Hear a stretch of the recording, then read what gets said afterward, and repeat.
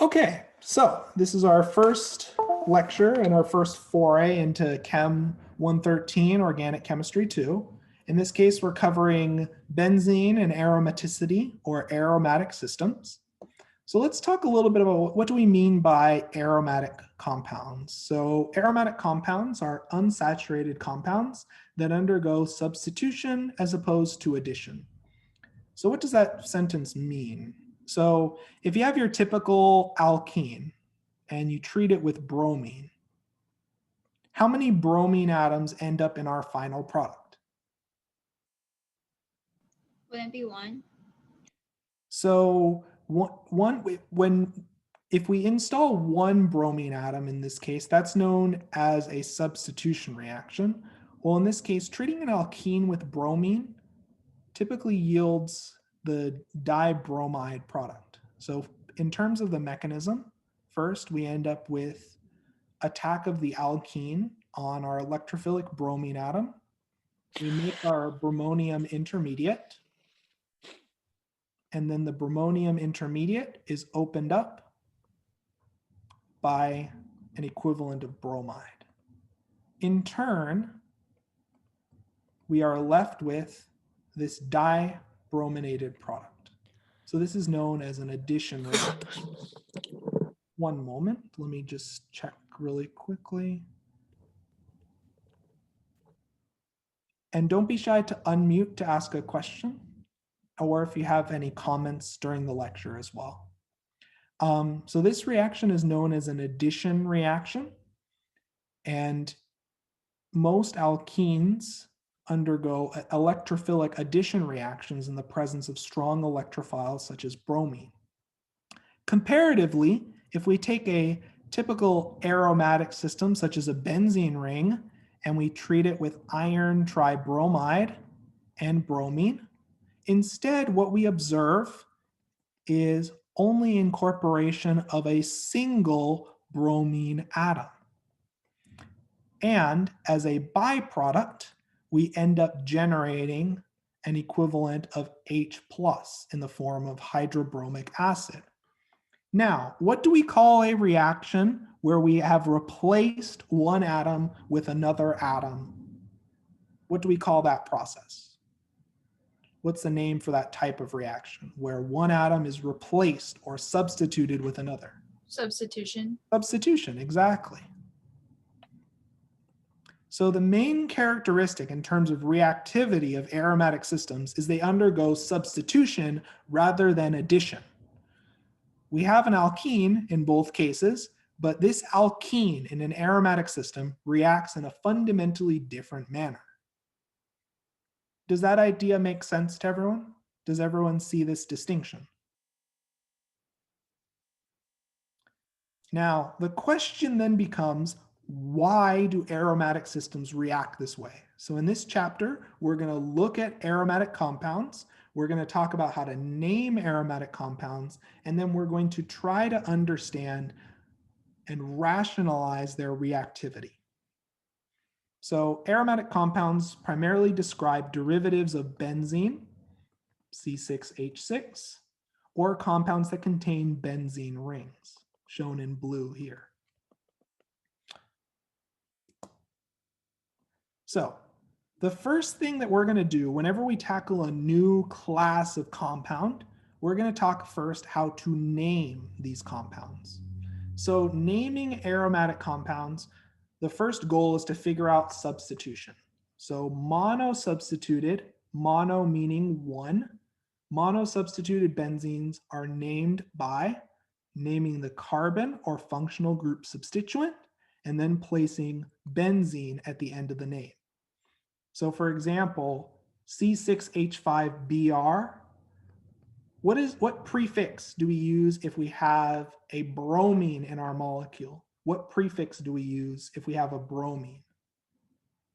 Bromo. Yep, exactly. So then this would be bromobenzene. C6H5NO2. So what do we call this NO2 functional group? Nitro. Yep, exactly right. So this would be known as a nitro functional group. So C6H5NO2 would be nitrobenzene. So we name our functional group or our carbon substituent. So let's look at a carbon substituent now. C6H5CH2, CH2, CH3. So we have a 3-carbon chain. What do we call a 3-carbon chain? Propyl. Yep, exactly right. So this is a propyl chain. So C6H5 with a propyl group would be propylbenzene. So in this case, we are naming our functional group or carbon substituent, and then we place benzene at the end of the name because it's a derivative of benzene. Does that make sense to everyone? Yes. Perfect. Now, this naming convention applies when we have monosubstituted benzenes. Things get a little bit more interesting when we start to get polysubstituted benzenes. But for now, as a refresher of our organic nomenclature from last semester, let's try to name a few of these compounds. So I'm going to start us off. So in this compound, we have a benzene ring with a 2-carbon chain, 2 carbons, that's an ethyl group. Ethyl. Yep. So we'll name this as ethyl. Benzene. Yep, exactly right. Perfect. Now, let's look at these next 3 examples. And what I want us to do is let's take about 3 to 4 minutes. We have A, B, and C. And let's try to name each of these 3 compounds. And you're more than welcome to share your responses in the chat, verbally, or if you click on those little dots in your Zoom interface, there's an option on the drop-down menu called Annotate, and you can even draw out or write out the name. I find it's useful if you have a tablet or a mouse. It makes it very easy to draw structures or talk about structures. So in either case, let's try to name these 3 compounds, and let's try to write out some proposed names in the chat. It's hard to see what people see in the Zoom view. It's under meeting options or view options. And I also have a tutorial on navigating Zoom in Canvas as well. Perfect. So let's try to get a few names for these compounds. This is also a check to see how comfortable people are with nomenclature covered in 112. So the main trick is just to name these side chains. So let's try to get a few responses in the chat or verbally, and then we'll discuss in about 4 minutes.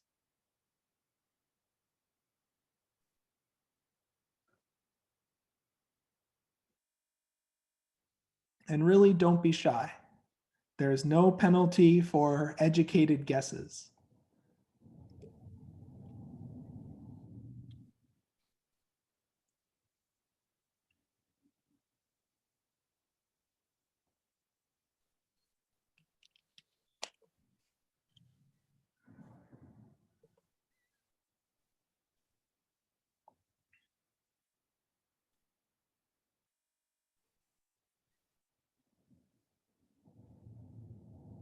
Does anyone have a proposed name or?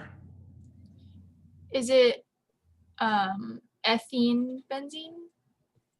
So that's a good start. That's a good start. So one thing that was recognized here is that this group, instead of an ethyl group, if we just had this isolated 2-carbon chain with an alkene, it would be called ethylene. So rather than ethene, you're correct in that the en suffix corresponds to a double bond in alkene. But as it's a side chain group, it would be called ethenyl.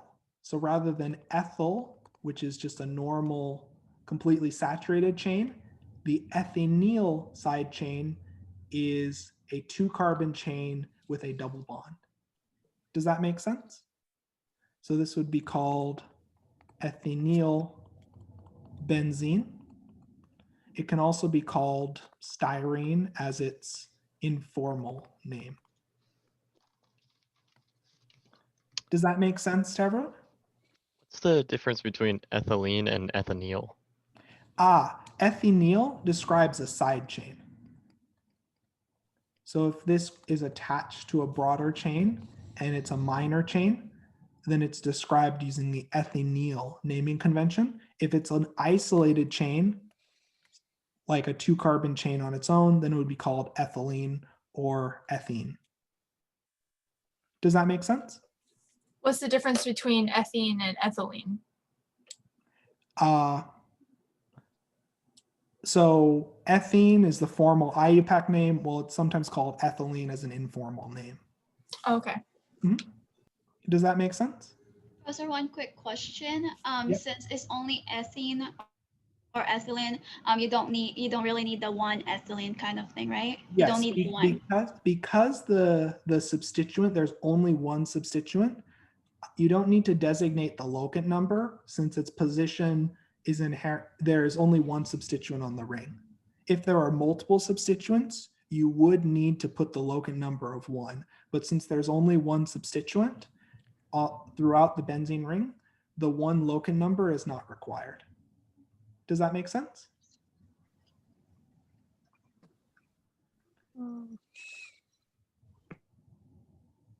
So like, for example, in like 112, for example, when you have like a cyclohexane ring with a methyl group, right? We call this methyl cyclohexane. And because we only have one substituent, the locant number is not required in this case. It is required in any other case. Does that make sense? Professor, I hope you don't mind me asking a question. Yes. So I was wondering, like, what chapter from the 112 notes would this be kind of like related to? This would be in to, the like, chapter, in review? the chapter 7 notes, where we cover 7?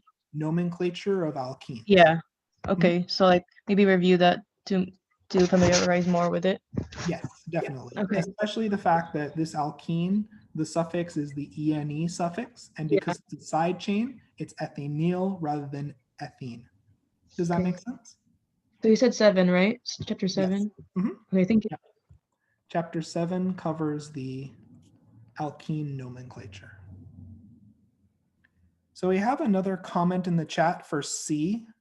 So we have a triple bond functionality. This is known as an alkyne. And alkynes are named the YNE suffix typically, but because it's a side chain and because this alkyne is present as a side chain, we adopt the YNYL suffix or inyl suffix. So then, as a result, one of the students in the chat named this compound because it's a 2-carbon side chain. So we have an ethyl-like side chain. It's named as ethynyl benzene.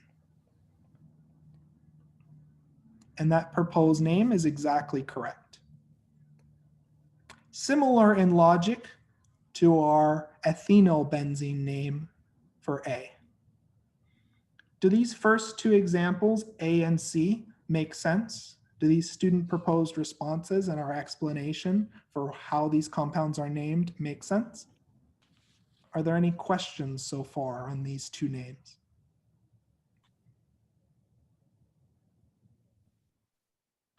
So looking at the chat further, we have a few names for this side chain. So we have some proposed names for B. Let's look at these two names and let's talk about them together.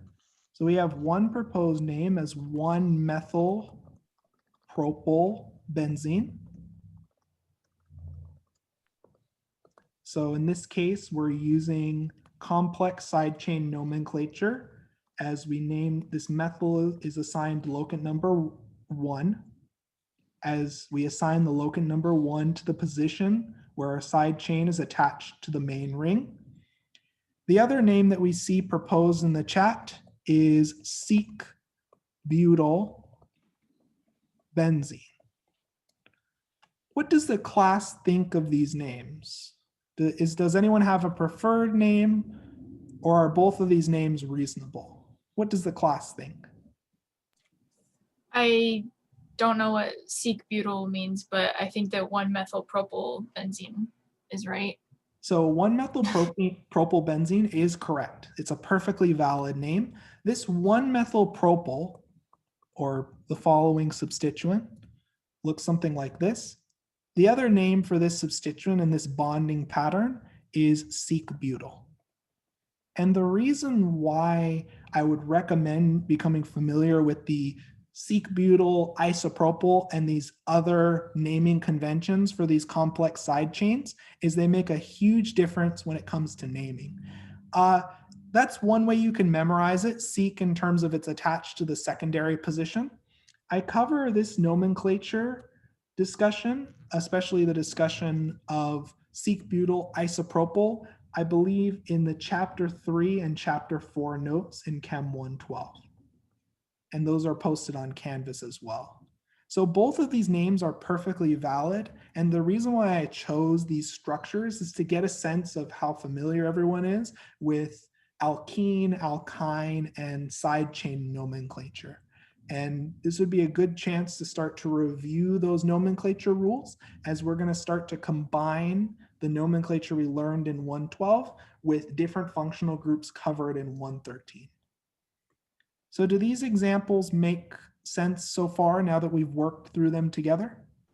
I have one quick question. Yes, please go ahead. I did get the why we got 1-methylpropyl, but Yes. I just got confused because I said 3. I'm confused on like why did we start on the complex as 1? So the way that you name side chains is you first look at the location that's attached to your main chain, and you circle your longest chain that's directly attached to the main chain. Then you put a dot at the first carbon that's attached to the main chain, and you give it a locant number of 1. So this is a propyl group because it has 3 carbons, and the methyl group is attached at position 1. So it would be called 1-methylpropyl. Does that make sense? And the complex one will always have to be 1, right? The position have to start attached to the main chain will always be 1. Okay, thank you. I got confused because I thought like we could count on whatever, like whenever we start, but thank you for that. And in general, you want the lowest locant numbers, but side chain nomenclature has a hard rule where the position attached to the main longest chain is given the locant number of 1.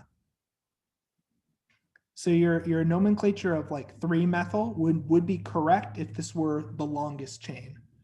But since it's not, the name has to be adjusted.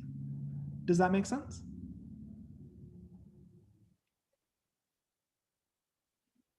Perfect. So let's do a few more examples, and let's talk about what happens when we have a benzene ring as a substituent. Now, when the benzene ring is a substituent, the term phenyl is used. So phenyl refers to C6H5. You may also see the pH symbol or a sigma symbol used in place of C6H5. So this phenyl group, C6H5, attached to something. So for example, this long chain, which has 7 carbons, 7 is more than 6. This is our longest chain, and we have a phenyl group at the 2 position. So we name it as 2-phenylheptane. Heptane because we have 7 carbons. Does that make sense to everyone? Any questions on that? And just as a reminder, if the main carbon chain has more carbons or a higher priority functional group, the phenyl or benzyl group is named as a substituent. So because we have 7 carbons and 7 is greater than 6, the phenyl group is named as a substituent. Does that make sense to everyone? And don't be shy to provide any comments in the chat or verbally. Now, the other common group is a benzyl group, which involves a methylene group attached to a phenyl ring. Benzyl versus phenyl, it's a pretty dramatic difference in reactivity. So let's talk about, put some names together and let's show an example of naming a compound that has a benzyl group. So for example, the following compound will often be called benzyl chloride. The benzyl is referring to this entire chunk. Chloride stems from the fact that this is an alkyl chloride directly attached to our benzyl group. Does that make sense to everyone?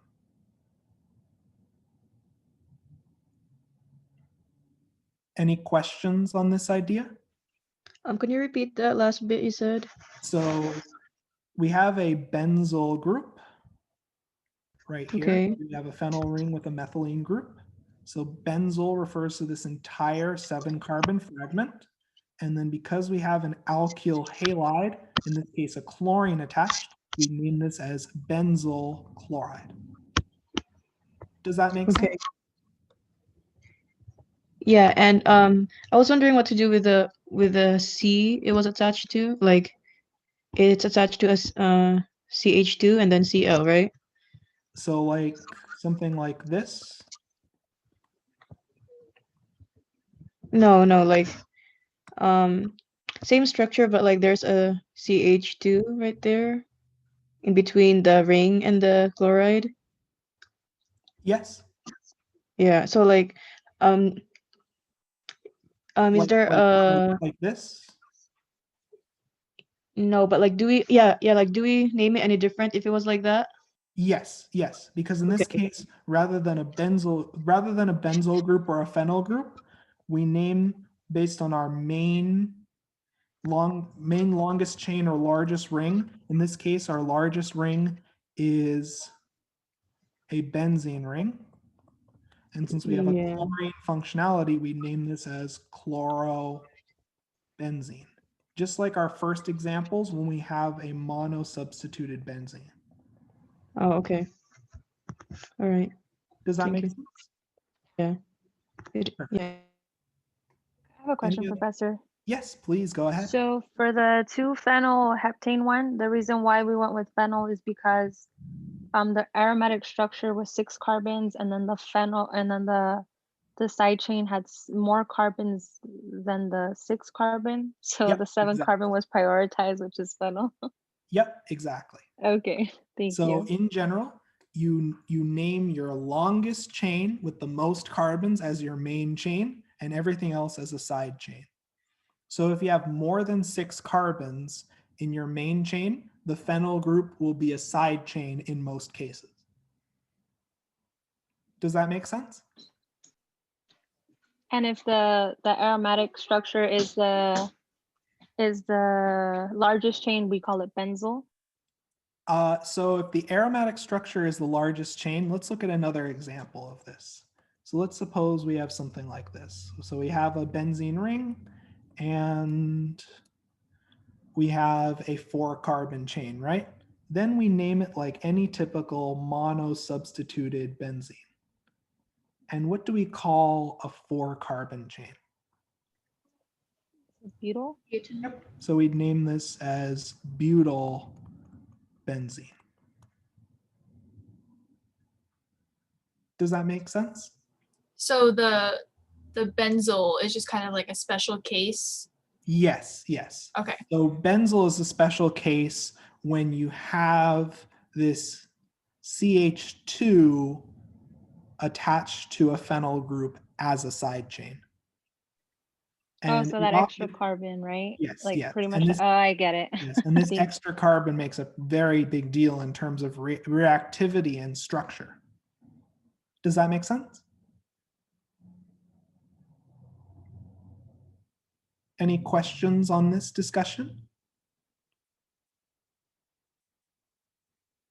So let's talk about what happens. Let's talk about what happens now when we have disubstituted benzenes. So for disubstituted benzenes, we have to note the relative positions on our benzene ring. So ortho, indicated by an O, indicates a 1-2 relationship between substituents. Meta, which is designated by an M, indicates a 1-3 relationship, while para, which is signified by a P, indicates a 1-4 relationship. Ortho, meta, and para are also going to be used to describe reactivity patterns. So let's suppose we have a substituent X. So this will be at carbon locant number 1. The ortho positions are directly adjacent. So we have a 1-2 relationship between substituents. So the ortho position is directly adjacent to our functional group X. The meta position is a 1-3 relationship, where the meta position is at carbon 3. The para position, let's use a different color for that, is at carbon number 4, and a para relationship implies a 1-4 relationship between substituents. Note that there are 2 ortho positions and 2 meta positions.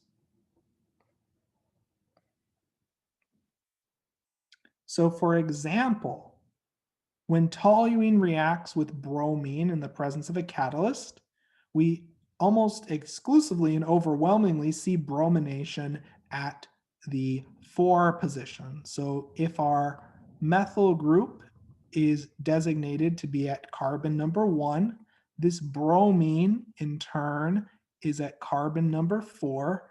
We have a 1-4 relationship, so we'd call this para-bromo-toluene. Now, what is toluene referring to? Toluene is referring to the following aromatic system with a methyl group designated at carbon 1. This para-bromo tells us that this bromine is present and located at carbon 4. We have this 1-4 relationship.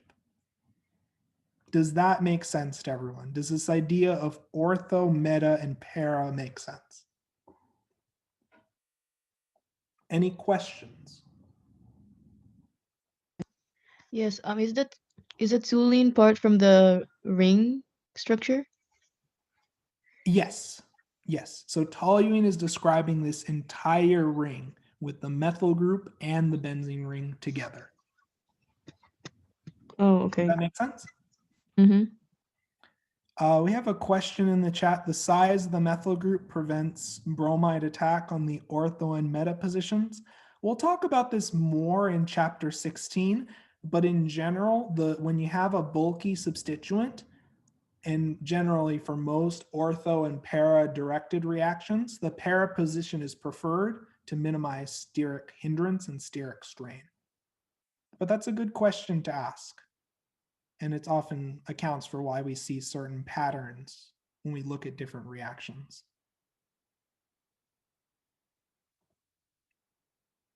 So let's look at some other examples. So in this case, if we have dichlorobenzene, ortho-dichlorobenzene, this ortho tells us that we have a 1-2 relationship between our substituents. So ortho-dichlorobenzene can also be called 1,2-dichlorobenzene.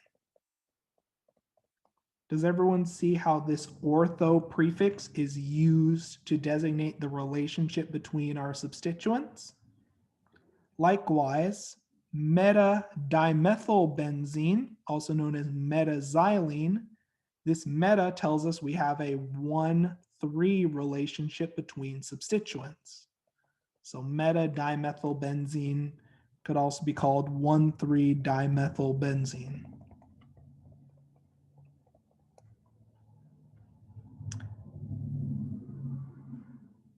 It doesn't matter what side the ortho or meta position you're referring to is, since they're both equivalent. And this is true if you have 2 substituents. When you start to get to 3 and more substituents, then you have to break out the locant number method.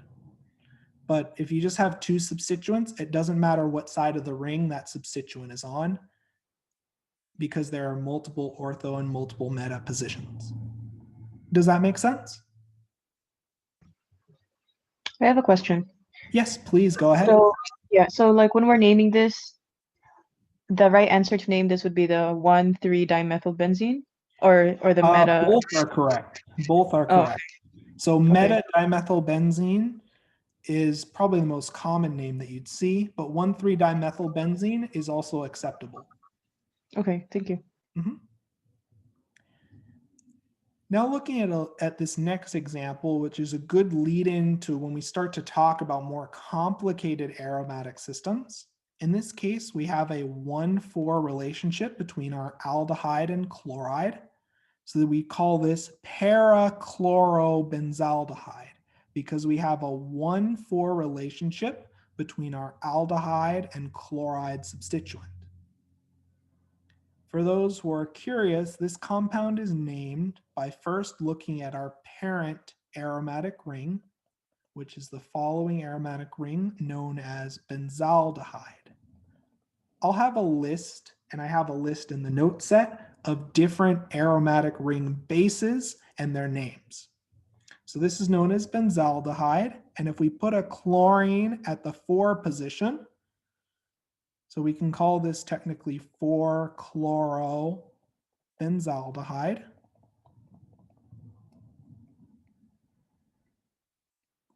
Or we can use the orthometa-para naming convention and call it para-chlorobenzaldehyde. Both are viable options. So the main thing I want you to remember, ortho is 1,2, meta is 1,3, para is 1,4. Does that make sense to everyone? Professor, for this example, would the 1,4-chlorobenzaldehyde not be a valid answer?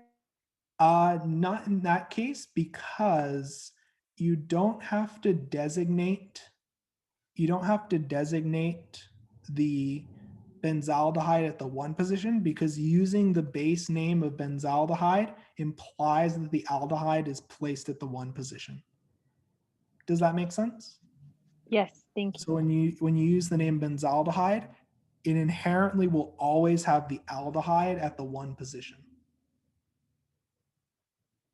Perfect. So let's look at some examples now, and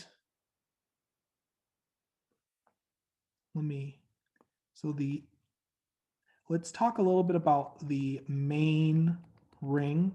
So anisole describes a methyl ether attached to a benzene ring. The structure tool conveniently ate my methyl group when I pasted it over. So regardless of how complicated this name may seem, let's take a moment and let's look at A, B, C, and D, and let's try to identify which structures correspond to orthonitroanisole. Which structures have a 1,2 or an ortho relationship between substituents? So we see students commenting and annotating A and D, and that's exactly correct. Exactly right. Perfect. Perfect. So let's circle A and D. As you see, we have a 1,2 relationship between substituents. So those would be named as orthonitroanisole. Let's look at these next 2 examples. So we have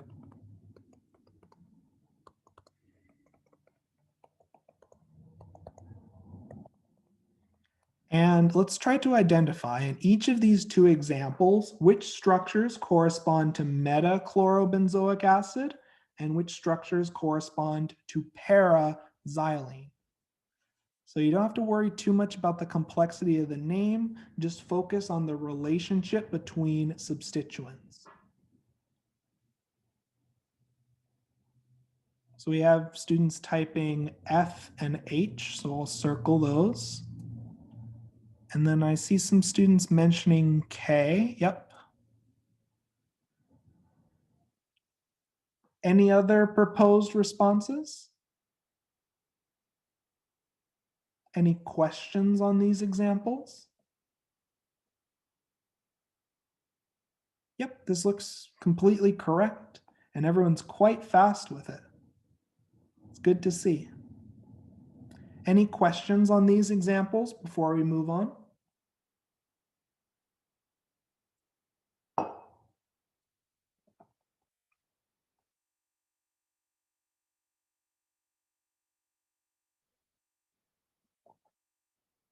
Okay, let's keep going then. So, when you have benzene rings with more than 2 substituents, you can't use ortho-meta-para anymore. You have to use the locant number method. So you choose numbers, get the lowest possible values for your locant numbers. You list your substituents alphabetically with hyphenated numbers, and you use common names as your root name. The parent substituent is assigned the locant number of 1. So here are some common root names and structures. And you're going to have to be familiar with each of these root names and structures in order to effectively name more complicated aromatic systems. So for example, if you have a methyl group attached to your benzene ring, this entire ring is known as toluene. If you have an alcohol, it's known as phenol. A methyl ether is known as anisole. An amine is known as aniline.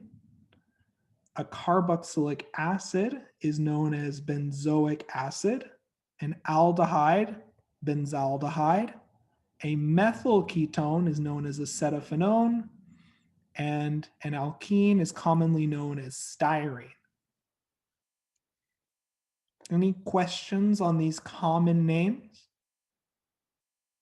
The way that I like to remember these common names and structures, always draw the functional group associated with that stem name on position 1. Okay, so let's look at an example. So we have the following compound, we have the following ring. There are many ways of naming this compound, many ways. So let's pretend that we are going to name this compound using a base ring of toluene. Let's pretend we're going to use a base ring of toluene. Now, if we think about this ring for a moment, there are many different counting methods we can use, but in general, we want to choose a counting method that gives us the lowest possible locant numbers. Okay, so we can count 1, 2, 3, 4, 5, 6. We can count counterclockwise, or we can count clockwise. Which counting method gives us the lowest locant number?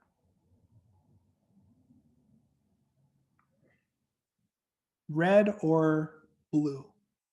Which one gives us the lowest locant numbers sequentially for each substituent?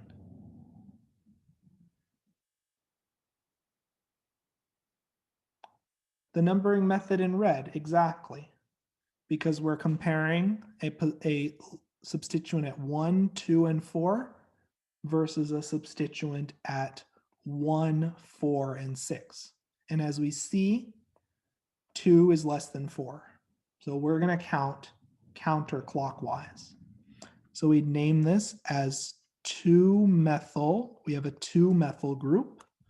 We have a 4-bromo group. And then our main entire ring is called toluene.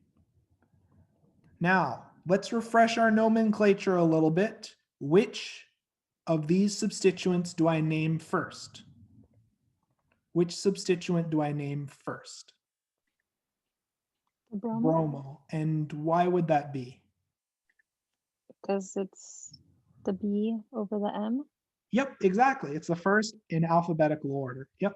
So we name this as 4-bromo 2-methyl toluene. Does that make sense? Another name for this compound would be 4-bromo 1,2-dimethyl benzene. You can also choose to name it with benzene as your base chain. Both methods are valid, although 4-bromo 2-methyl toluene is much more common. Does that make sense to everyone? Does this idea of choosing the smallest locant numbers make sense? Now, there's one point I do want to bring up. There's one point I do want to bring up here. Why did we never choose? Why did we never choose to start counting from our other methyl group? Why didn't we count like this? What is a problem with counting in this way? What is a problem with counting in this way?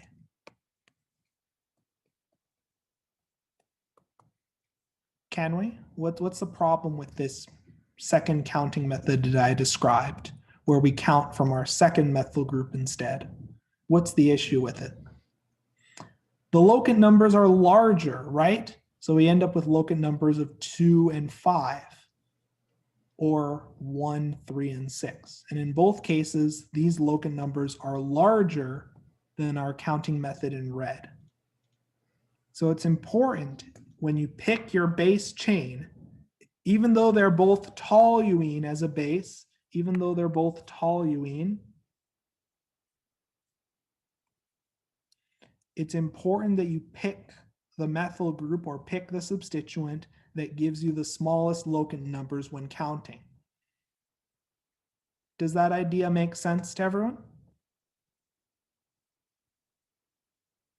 So even though we have two possible toluene base stems to choose from, we want to pick the methyl group and pick the toluene base chain that gives us the smallest locant numbers. Professor, Yes, please go ahead. can you please explain what a locant number is? Yes, the locant number is the carbon number associated with the substituent. So do you notice how in this case, carbon 1 is assigned to the methyl group of toluene. So the methyl group of toluene is attached to carbon 1. On carbon 2, we have this methyl group. That's why we call this 2-methyl as our substituent. Likewise, we have a bromine at carbon 4, so we call it a 4-bromo substituent. We then put each of our substituents with their locant numbers together to make the name. Now, as you notice, we always want to choose the locant numbers that give us the smallest locant numbers from start to finish, assuming priority isn't involved. So for example, when we count counterclockwise, 1, 2, and 4 are smaller than 1, 4, and 6. So the direction that you count and the locant numbers you assign should be as small as possible. Does that make sense?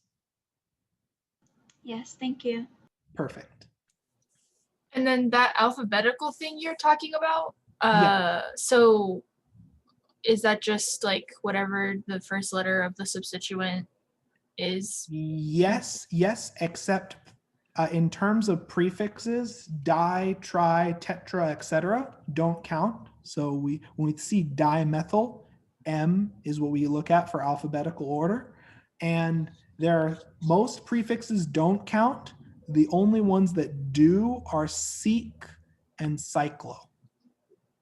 So these two prefixes do count in terms of alphabetical ordering.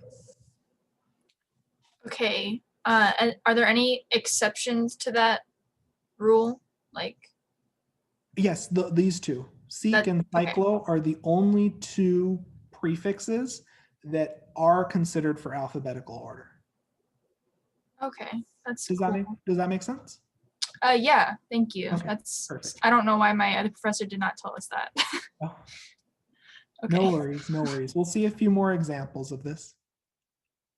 Does this first example make sense? So the key thing I want you to know, you want the smallest locant numbers, and you can either name it with benzene as your base or any of these common stems that we saw earlier. So let's try to name the following two compounds. Now, there are many names for you to choose from. In general, my rule of thumb is I try to name based on things that I know.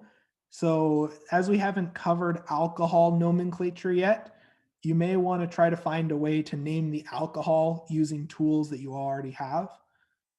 So that's why we often choose to circle this entire ring with the alcohol as our base stem and then name the rest from there. So let's take a few moments and let's try to name A and B. And let's try to make sure our locant numbers are solid for A and B. And we have some numbers as a guide, but there are a few other ways of naming these compounds.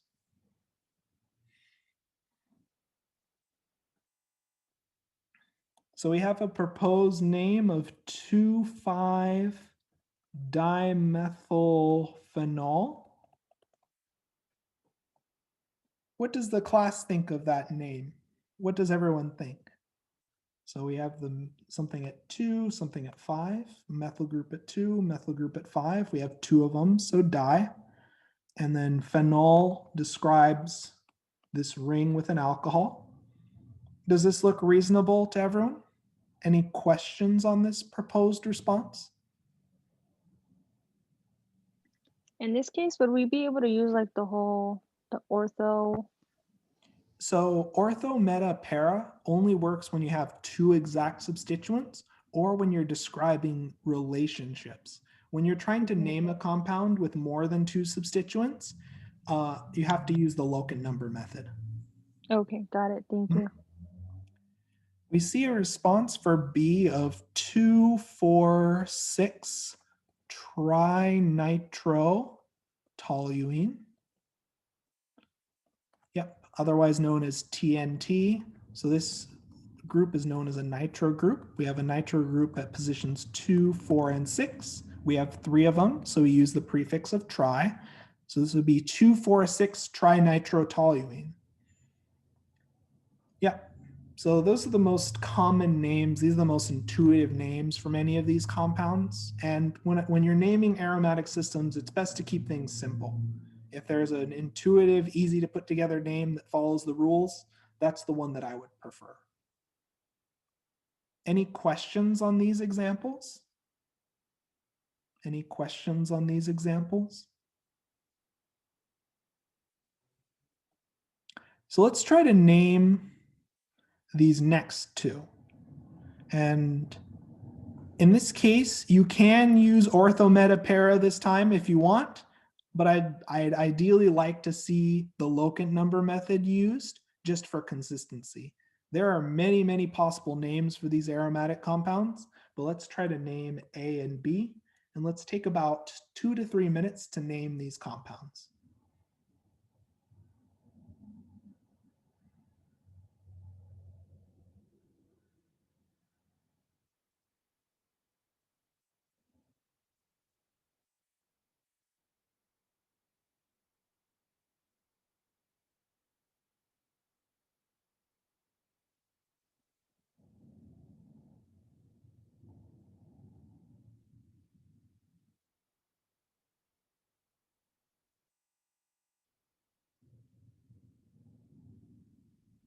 And if you have any questions naming these compounds, don't be shy to ask.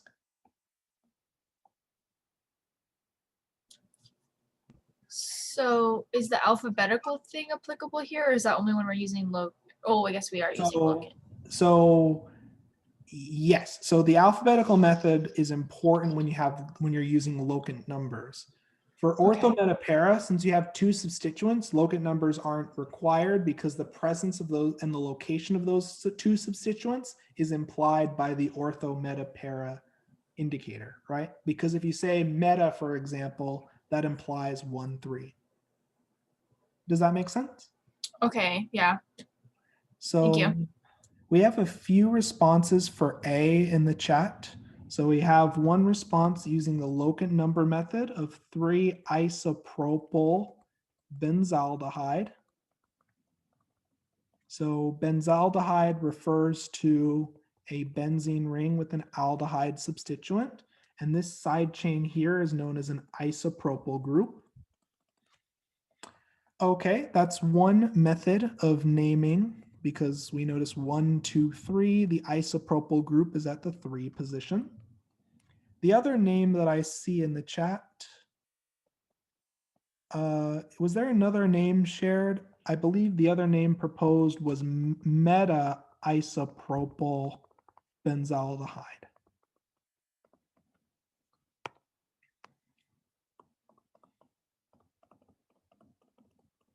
Is this name also okay? Are these two names identical? What does the class think? Is this 1-3 relationship? Is that a meta relationship? Yes. Yep. So both of these names would be valid. And this is important to keep in mind, since if you're searching for a structure, you may end up in a situation where one of the names is more easily searched than the other. So- Professor, I have a question. Yes. Mhm. So Please like, go why is it like benzaldehyde? Because I know the root is benzoic acid. So benzoic acid would be if we had a carboxylic acid. Oh, so the root is not okay. It's benzaldehyde. Yep, because we have an aldehyde substituent. Okay, make all sense? right.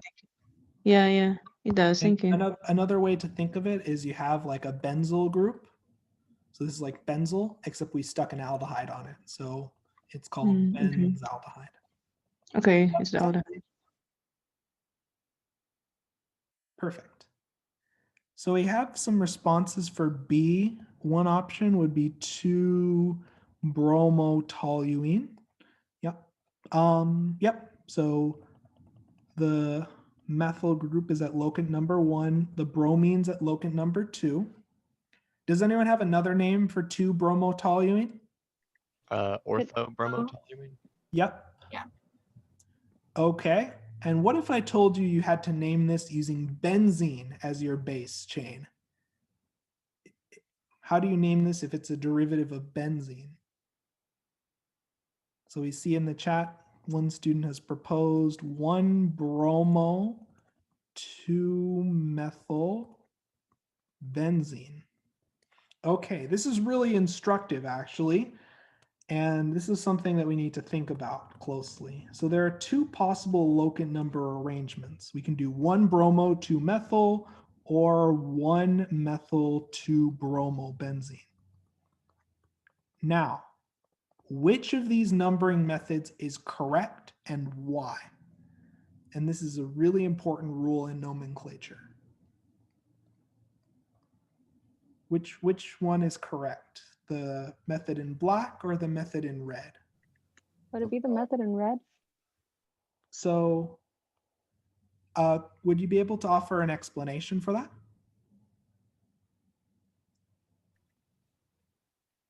Just so that Would it way. be like a, how do I say it?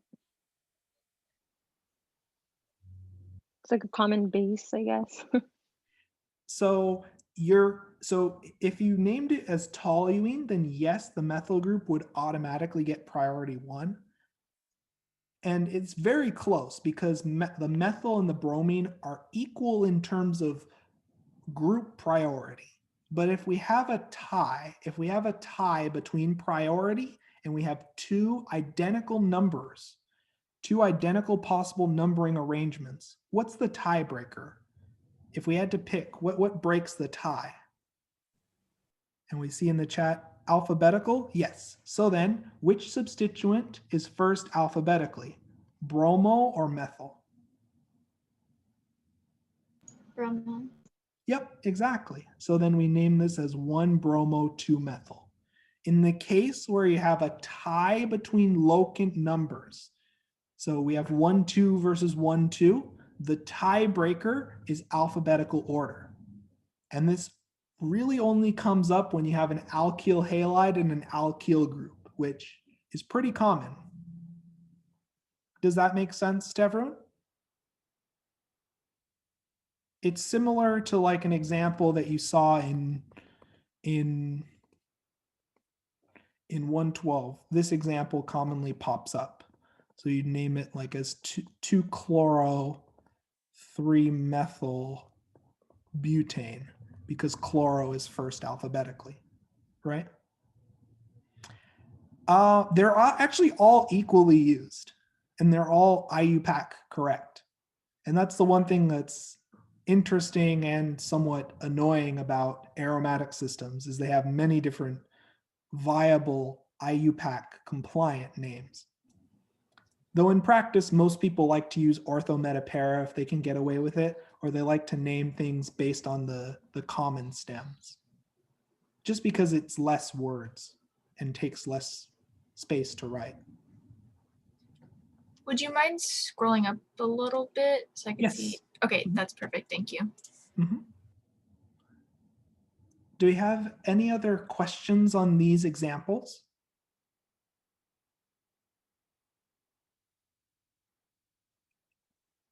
The ISO and the, yes, okay. So looking at this case, so if you have a 3-carbon chain that's attached to the secondary carbon, we call this an isopropyl group. Are there others, the other common ones? If you have a butyl group that's attached to the tertiary carbon, we call this tert-butyl. I have a whole list of these in chapter 4 and chapter 5. Are there any other motifs that you have questions about in this vein? Because there are like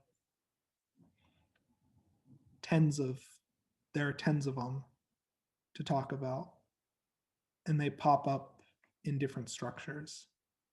Is there a specific one that I can talk about? So rather than calling an isopropyl group, for example, 1-methyl ethyl, we just name this as isopropyl. 1,1-dimethyl ethyl would be T-butyl. These are the most common. Isopropyl, T-butyl, Seek-butyl. Beyond that, the other ones are pretty esoteric. You don't see them a lot. These are the most common by far. So if you know these two, along with Seek-butyl, that's most of them. And I think that, yeah, those are the most of them that pop up pretty commonly. Could you show Seek-butyl real quick? Yeah, yep. This one would be Seek-butyl. Yep. And those are all of the really common ones that you'll see in terms of side chains that use alternative names. Does that make sense? Yes, thank you. Perfect.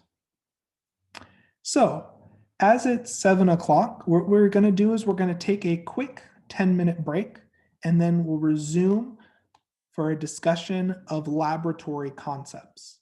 So during the break, you may want to pull up the chapter 12 note set on infrared and mass spectroscopy, as we'll be covering that and talking about it during laboratory. So we'll take a quick 10-minute break and then